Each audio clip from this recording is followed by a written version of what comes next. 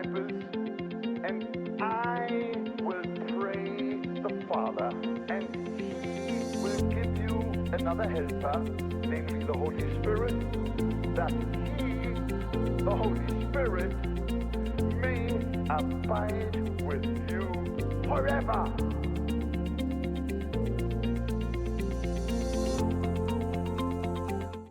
Bienvenidos a este 10º episodio, esta 10ª semana que estamos ya con la Iglesia en casa, y en esta semana, como ya habrás visto, estamos hablando de un tema que quizás en este tiempo nos afecta más que nunca, que es la desesperación. Y para ello contamos con el presidente de la Sociedad Bíblica en España, Luis Fajardo. Luis, bienvenido. Muy buenos días, Samuel. Un placer estar en este tiempo con vosotros para poder, aportar y colaborar también en esta situación tan extraña que nos toca vivir, ¿no? Un placer, gracias, Samuel. Muchas gracias, Luis. Además de dirigir la Sociedad Bíblica, Luis pues es diplomado en Teología Bíblica y es anciano de la Asamblea de Dios del barrio de Las Delicias, en Valladolid. Así que quizás sea pues muy interesante tratar, dada su perspectiva y su trayectoria, este tema de la desesperación, ¿no? De cómo nos afecta. Y vemos que en la actualidad, y más que nunca, dada la situación actual que estamos viviendo, la desesperación es un sentimiento que acompaña al ser humano pues a lo largo de su vida, ¿no? ¿Cómo podríamos definir, Luis, lo que significa, lo que es la desesperación, y qué motivos son los que pueden llevar a una persona pues a esa desesperación, a sentirse desesperado? Bueno, claro, aquí hay una cuestión importante, ¿no?, de terminología, y que tendremos que ir hablando a la hora de afrontar este tema, ¿no? Porque etimológicamente en sí, cuando hablamos de desesperación, pues ya la palabra nos lo está diciendo, ¿no? Es decir, todo tipo de esa falta o pérdida total de la esperanza, ¿no?, en la vida, ¿no? El teólogo danés, el considerado padre del existencialismo, Kierkegaard, pues define la desesperación como esa pérdida total de esperanza, incluso hasta la pérdida de la esperanza de morir. Es decir, tal es esa situación, ¿no? Pero la desesperanza o la desesperación está unida a la idea de lo imposible. Es decir, uno pierde la esperanza porque piensa que algo es imposible ya, que no tiene solución, que no tiene sentido, ¿no? Incluso tenemos el testimonio del famoso psiquiatra judío, Frank, que vivió en diferentes campos de concentración nazi, y es superviviente, y él definió al menos dos ideas muy básicas en torno a la desesperación, que son el sufrimiento y la pérdida de sentido, ¿no? Y creo que esas dos ideas aclaran bastante el concepto en sí, ¿no? Este sentimiento, te preguntabas cuáles son los motivos, ¿no? Bueno, son muy variados, y porque cada persona somos un mundo, y nuestras circunstancias pues a veces nos llevan a tener un sentimiento parecido a esta desesperación, al menos para un cristiano, ¿no?, para un creyente. Y este sentimiento aparece cuando uno se cree que se siente incapaz de escapar de una situación que no deseaba y que no preveía, ¿no?, y que le ha sorprendido en la vida de una forma desagradable. La muerte, la enfermedad, el saber que tú mismo puedes tener una situación terminal, ¿no?, que no hay solución, la creencia de que alguien se siente infeliz y nunca va a llegar a ser feliz, ¿no? Todo esto puede provocar, ¿no?, y puede llevarnos a intentos incluso de escapar de esa situación. Hay un ejemplo muy bíblico de la desesperación y del límite de lo que sí que es la desesperación, que es el propio Judas. En su desesperación ante una situación a la que él ha llegado, en este caso voluntariamente, y que ya no tiene solución y que ya no tiene vuelta atrás, ¿no? Entonces, bueno, son muchísimos los motivos que podrían llevar o que nos pueden llevar, ¿no?, a una situación que podríamos considerar de desesperación, ¿no? En este sentido, muchas veces vemos que la desesperación pareciera como algo que es propio de los no cristianos, ¿no? Pero ya has mencionado que incluso muchas veces los propios cristianos se sienten, o mejor dicho, nos podemos llegar a sentir desesperados, ¿no? ¿Puede realmente un cristiano llegar a sentir esa desesperación de la que hablas, de pensar que algo es imposible? Bueno, ahí entramos en en esa cuestión que te decía un poco de matices, ¿no? Con la terminología, ¿no? Porque es importante, ¿no? Claro, la experiencia, tanto la experiencia de los personajes bíblicos en muchos casos como la propia experiencia que nos toca vivir a los creyentes, ¿no? A los cristianos, nos muestra que en cierta forma sí que podemos vivir angustiados, sí que podemos vivir deprimidos, sí que podemos vivir en ciertas situaciones, pero no sé hasta dónde podríamos decir que vivimos desesperados. Todos hemos experimentado, ¿no? Que a veces no es fácil creer, ¿no? Que a veces es difícil confiar cuando no somos capaces o no podemos ver lo que Dios está planeando, no tenemos ni idea de lo que, usando esta figura, Él está pensando, ¿no? Claro, Dios es soberano. Esto parece que es algo muy evidente, ¿no? Para un creyente, ¿no? Pero a veces parece que está lejos. Parece que no aparece, ¿no? Que tiene otros asuntos que atender, podríamos pensar, o que incluso llegamos a plantearnos, ¿no? Incluso a sentir, ¿no? Que Él está demasiado ocupado, atendiendo otras cuestiones como para preocuparse del pobre e insignificante lamento en el que yo estoy metido, ¿no? Pero eso es un sentimiento muy humano y muy vivido, ¿no? Por los propios personajes en la escritura, ¿no? El salmista, ¿no? Los salmos son un ejemplo, ¿no? de esas situaciones de angustia que rozan esa desesperación, ¿no? ¿Por qué te abates, oh alma mía? Escribe el salmista, ¿no? Y te turbas dentro de mí, ¿no? Pues casi está expresando esa sensación, ¿no? Tan interior y tan de abandono, ¿no? Pero también él es capaz de añadir ahí en el salmista, espera en el Señor, espera en Dios, ¿no? Porque aún has de alabarle, porque Él es tu salvación, porque Él es tu Dios, ¿no? Entonces, lo que sí que es cierto es que es posible entrar en un estado que no sé si deberíamos de llamarle, en el caso del cristiano, desesperación, pero sí en un estado de angustia, de depresión, de sufrimiento. Dios entiende nuestro dolor, entiende que sufrimos cuando estamos angustiados, pero Dios también escucha. Eso lo sabemos, ¿no? Los creyentes sabemos que está ahí. Resulta complicado, también lo hemos dicho y lo hemos vivido, pensar en ciertos momentos, ¿dónde estás, Señor? Que no te siento, ¿no? No veo tu presencia, ¿no? Pero resulta complicado pensar en el concepto de esa pérdida de esperanza total en la vida de un creyente, porque el creyente le da sentido a su esperanza el gran acontecimiento, ¿no? De la fe, ¿no? Que es la resurrección de Jesús, ¿no? Es decir, una vida, alguien joven, 33 años, con un gran futuro por delante, podríamos pensar, ¿no? Alguien, un maestro ya, con un grupo de discípulos, y su vida es cortada de una forma cruel, sufrimiento, muerte, pero victoria. Entonces, en medio de las circunstancias de la vida, está esa esperanza que siempre acompaña a todo creyente, ¿no? De una esperanza en un futuro, ¿no? Una esperanza en torno a la resurrección, el acontecimiento culminante de la fe cristiana, ¿no? El acontecimiento que dio sentido al origen de la Iglesia y al avance de la Iglesia en sus primeros años, ¿no? Y en este sentido, Luis, muchas veces vemos, sobre todo en el Antiguo Testamento, a grandes hombres de Dios, a siervos fieles de Dios, que llegaron a vivir momentos de una angustia pues extrema, ¿no? Me vienen a la mente los casos de Job, por ejemplo, que incluso llegó a maldecir el día en que nació, o Elías, que le dijo: Señor, prefiero que me mates. Pero también encontramos lo opuesto, ¿no? Como en medio de esa angustia vemos esperanza, ¿no? Y en este sentido, ¿qué principios bíblicos nos aportan las Escrituras para poder combatir la desesperación o la angustia en nuestras vidas? Uh-huh.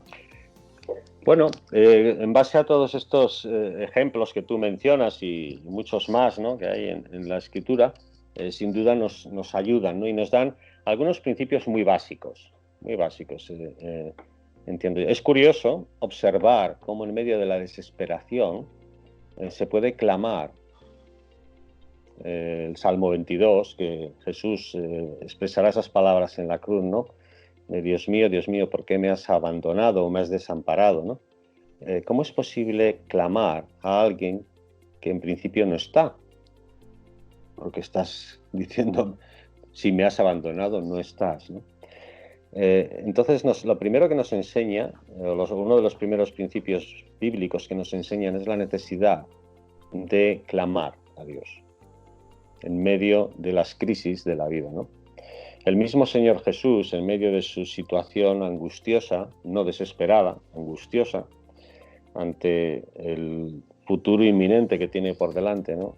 Y que se refleja en Getsemaní, el escritor de Hebreos, haciendo mención de ese momento concreto, dice, y Cristo en los días de su carne, ofreciendo ruegos y súplicas con gran clamor, y habla de lágrimas, gran clamor y lágrimas, al que le podía librar de la muerte, fue oído a causa de su temor reverente. Y el mismo escritor de Hebreos nos dirá más adelante, ¿no?, que Jesús tenía un gozo puesto por delante, por lo cual pues también sufrió en la cruz y se sentó a la diestra del trono de Dios. Es decir, hay un primer principio que es clamar a Dios, la oración, porque Dios escucha. A veces, como hemos mencionado, parece que está ausente. Dios mío, ¿por qué me has abandonado? Pero estoy clamando a Él. Es decir, está ahí, como algo paradójico, ¿no? Y algo también que da todo el sentido y que nos ayuda a vivir en medio de las crisis es tener una perspectiva de eternidad. Es decir, si nuestra perspectiva no pasa de este mundo, de lo material de esta vida, hemos perdido el sentido. Esa perspectiva de eternidad al creyente le va a ayudar, no sé si sería correcto decir combatir, pero sí al menos evitar, ¿no?, el entrar en ese sentido de desesperación. Pablo, que es el gran desarrollador de la teología cristiana, podríamos definirle así, ¿no?, él, escribiendo a los corintios, hace una reflexión sobre esto. Y él dice, estamos atribulados en todo. Dice, mas no estamos angustiados. Estamos en apuros.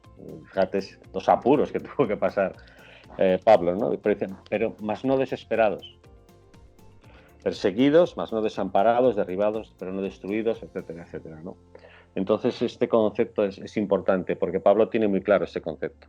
Tiene claro el concepto de eternidad, tiene claro de que Dios es un Dios que escucha y que Dios es un Dios que cumple sus promesas. Dios se acuerda de lo que ha prometido. Y esto está lleno del Antiguo Testamento de esas referencias, ¿no? Dios se acordó de Abraham, Dios se acordó de Raquel, Dios se acordó. Paradójicamente dirá que lo de lo que no se acuerda es de nuestros pecados, ¿no? Pero ese verbo zahar, recordar, que es tan importante en el Antiguo Testamento, nos señala que hay unas promesas en las cuales, en medio de las crisis, de la angustia, de esa cercanía a la desesperación, el que cree en Dios puede descansar porque Dios cumple. No es hombre, que no cumplimos muchas veces, pero Él cumple. Entonces yo creo que ahí tenemos una serie de principios en la Escritura, como son la oración, ese descanso en esas promesas de Dios, ese gran acontecimiento que nos señala que hay una perspectiva de eternidad que parte desde la resurrección de Jesús, ¿no? Escuchaba hace un tiempo como un predicador decía que la desesperación, la ansiedad, la angustia tienen que ver con los momentos en los que nos damos cuenta de que no tenemos el control, ¿no? Y momentos en los que, oye, nos damos cuenta de que no sabemos qué va a pasar con nuestro trabajo, que no sabemos lo que va a pasar ni siquiera con nuestra salud, con la salud de nuestros familiares. Y es más que perder el control, darse cuenta, ¿no? Porque en realidad pocas veces tenemos el control de lo que nos rodea. Pero es posible ser conscientes de que hay tantas circunstancias sobre las que no tenemos control, que escapan a nuestro conocimiento, y aún así tener paz en medio de esa situación. Claro, la clave, es decir, la clave de esa paz, al final reside precisamente en aceptar esto, ¿no?, que tú estás señalando, ¿no?, en aceptar que no somos dueños de nada. Es decir, que no podemos controlar nada de lo que nos sucede a nuestro alrededor y en nuestra vida, ¿no? De que hay alguien que está por encima, que es soberano y que Él es el que aporta esa paz, ¿no? Si tú crees y reposas en ese soberano, ¿no? Y esta situación que nos ha tocado vivir en estos 60 días o no sé cuántos días ya de de presencia del virus más famoso de la historia hasta aquí, ¿no? La COVID-19, nos ha mostrado, pues, esto, ¿no? Nos ha mostrado que somos frágiles, muy frágiles, que no podemos controlar las cosas, que las cosas escapan a nuestro control. Y eso produce generalmente en todos los hombres una gran desazón, un sentimiento de rabia, ¿no? A veces que invita a entrar en esa desesperación, ¿no? Claro, porque piensa, si hubiera hecho esto no hubiera pasado, en cuestiones más personales, si hubiera actuado de esta manera, pero claro, la clave de la paz reside precisamente en eso, en confiar en una soberanía. Es muy bonito el pasaje y muy interesante el pasaje de Jesús resucitado cuando se aparece a sus discípulos. Escondidos, allí están unos pocos, sabemos que no está Tomás, Judas tampoco, pues estarían 10 y no sé si alguno más acompañándoles, aterrorizados y desesperanzados, y algo que ha escapado totalmente a todo control, a sus ojos, ¿no? Esto se ha ido de las manos. ¿Cómo no lo hemos visto antes? ¿No hubiésemos podido hacer? Han perdido hasta el sentido de la vida, ¿no? Y su sentido en ese momento, ¿no? Que es Jesús.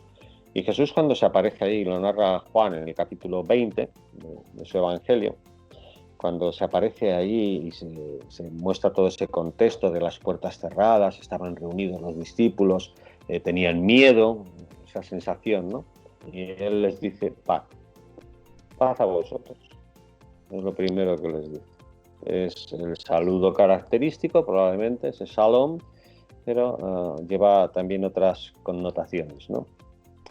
El Señor transforma esa falta de control, esa pérdida de sentido, ese temor, esa desesperación, entre comillas, ¿no?, de los discípulos en paz.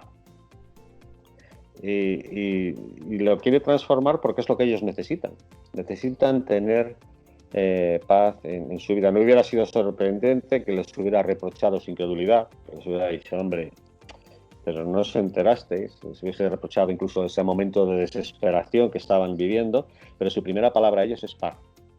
Es decir, podéis estar y podéis vivir en paz.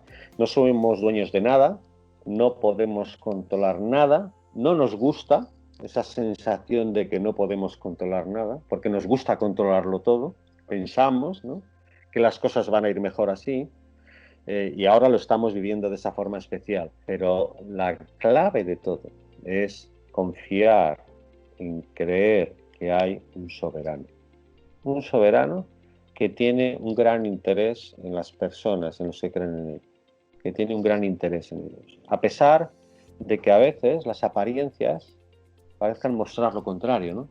Porque no estás exento de muchas cosas que suceden en la vida, ¿no? En este sentido, Luis, hablamos de paz y quizá uno de los textos más conocidos de la Biblia sobre la paz es cuando Pablo habla de la paz que va más allá de todo entendimiento, ¿no? ¿Qué quiere decir esto? ¿Qué significa eso? Paz que va más allá de todo entendimiento.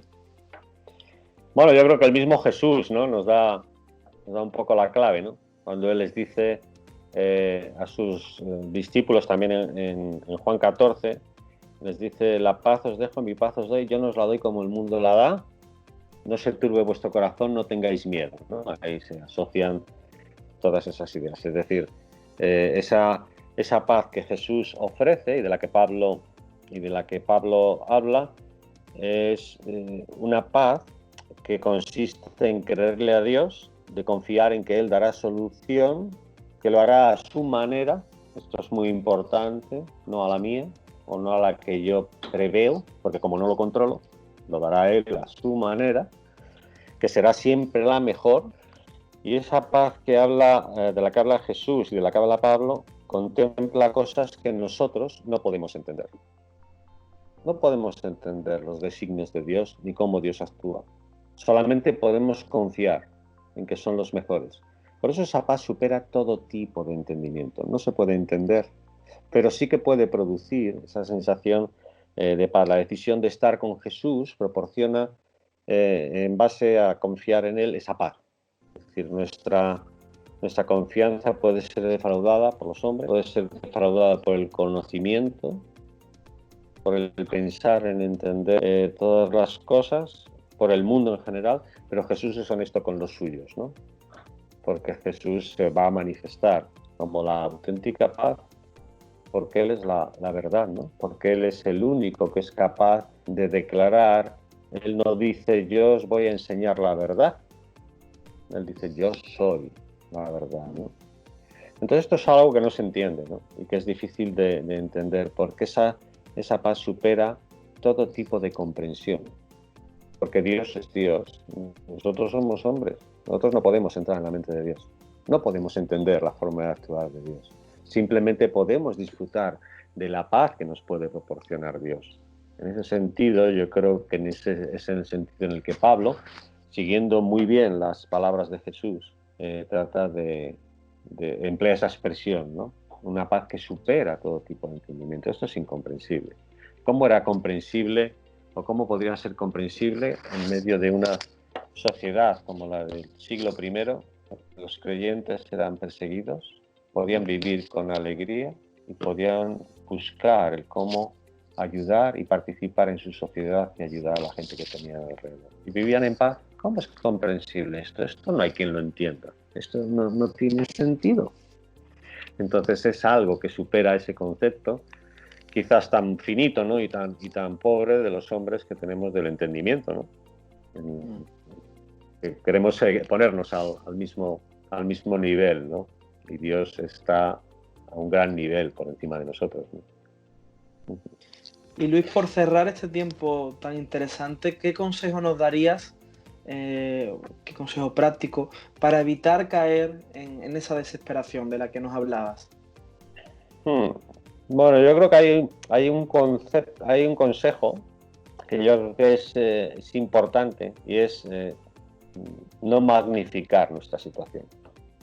Es decir, a veces pensar que lo que a nosotros nos pasa solo nos pasa a nosotros, y es lo peor que le puede pasar a alguien, es un primer error, ¿no? No debemos magnificar nuestra situación, eso de entrada, ¿no? Para evitar caer en esa desesperación, esto es importante. Es muy importante saber que Dios conoce tus límites. Es decir, no va a darte más de lo que tú puedes soportar. Eso también la Escritura nos lo declara también. Quizás sería un gran consejo en que inviertas tu tiempo de angustia en buscar respuestas en la palabra de Dios, ¿no? En la palabra encontrarás motivos de aliento, de esperanza, en medio de la desesperación, de esperanza, para poder continuar, ¿no? Para poder evitar o superar esa situación en la que tú te encuentras. Todo lo que nosotros sabemos de Dios lo sabemos por la palabra. Todo lo que nosotros podemos entender de su carácter nos puede ayudar a entender por qué Él permite que sucedan cosas, que lo tenemos en la palabra. Así que invierte tu tiempo de angustia, en vez de lamerte las heridas, en buscar en la palabra, en indagar en la palabra de Dios, buscar respuestas. Por supuesto, oración, ese clamar, ¿no? Del que hablábamos al principio, ¿no?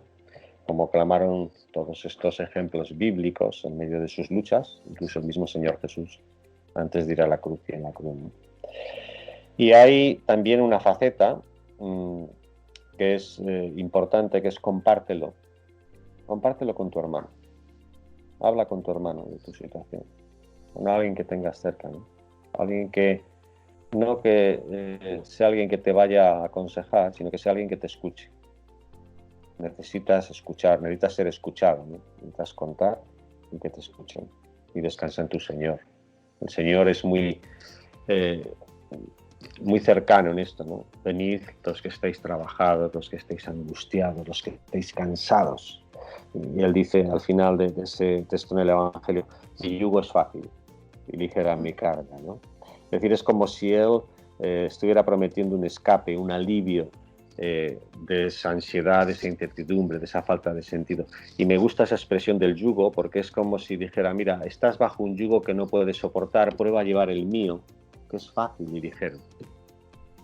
Ahí hay un garante importante, ¿no? El que Jesús nos invite ¿no? A llevar su yugo como algo fácil, como algo ligero, como algo que vamos a llevar en compañía también.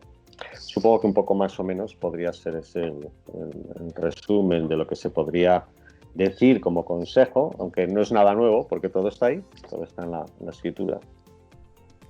Pues Luis, muchas gracias por tu tiempo, por compartir con nosotros estas reflexiones y sobre todo también gracias por el trabajo que hacéis desde Sociedad Bíblica, que tan importante es para la Iglesia en nuestro país, ¿no? Así que gracias desde el ministerio.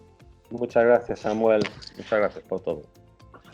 Muchas gracias también a todos aquellos que nos estáis viendo en esta entrevista. Esperamos que la hayáis disfrutado, que os haya parecido interesante, que os sirva también en este tiempo donde la ansiedad pues tiende a alcanzarnos. Y nada, te pedimos que nos sigas ayudando a compartir la realidad de la iglesia perseguida, que esto pueda servirte a ti también de alguna forma y que recuerden lo que decimos siempre, ¿no? Con este propósito con el que hacemos el programa de la Iglesia en Casa, y es que somos parte de un mismo cuerpo, de una misma familia y de una misma iglesia. Así que queremos dejarte con ese mensaje y mandarte un fuerte abrazo desde Puertas Abiertas y que Dios te bendiga.